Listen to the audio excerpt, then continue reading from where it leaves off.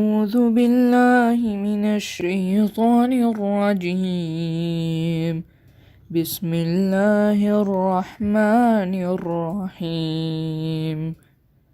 ألم تر كيف فعل ربك بأصحاب الفيل؟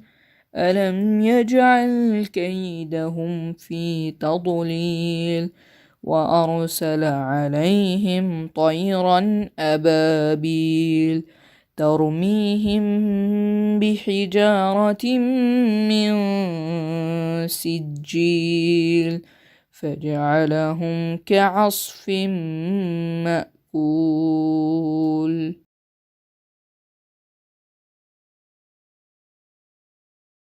Have you not considered, O Muhammad, how your Lord dealt with the companions of the elephant? Did he not make their plot go astray? And he sent against them birds in flocks, striking them with stones of hard clay, and he made them like eaten straw.